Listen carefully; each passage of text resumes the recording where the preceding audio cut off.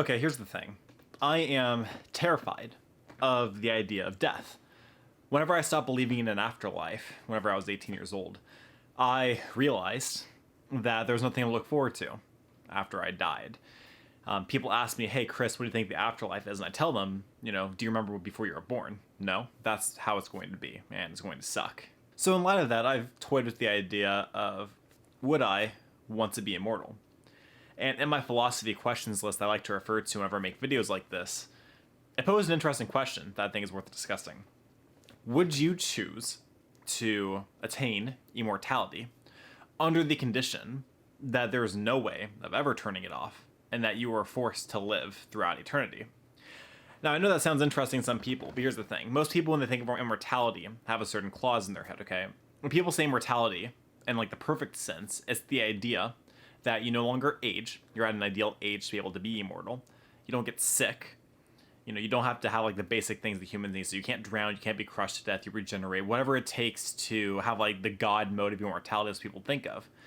Now, a lot of people, when they consider this idea, think that they have to have some kind of like out, Oh, if I say watermelon in my head 3 times in under 0.5 seconds, immortality shuts off.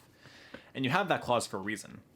If you're on the earth, whenever you're immortal, and let's say a volcano erupts, okay? And we go in through like another ice age or whatever, you have like the huge mega eruption that like disrupts the entire world, or let's say like a meteor hits and we get dinosaured again or whatever, or let's say, the earth expands, or we have like a solar flare happen, or something happens, and like earth as we know it gets destroyed. So now you're stuck there as an immortal, there's no one around you, and you're floating in space. You can't breathe, but it doesn't matter because you're immortal. You're frozen, but it doesn't matter, you're immortal. And you just sit there floating. Well, eventually, through entropy, eventually the universe just ends. We're done. It's like a reverse Big Bang, where nothing else happens. You're just in a white void of nothingness. And you're immortal, and you're stuck there, and eventually you have to think of every single thought ever for the rest of eternity. You're eventually going to run out of unique thoughts. So, would I want to be immortal under the condition that I can never turn it off? The answer is no. Would I like to live another few thousand years in peak physical form? Yeah. So those are my answers to the question. I think it's a really interesting concept because some people really do think that, oh, well, I'm okay with like the idea of living for eternity. But they don't consider that there is an end to eternity.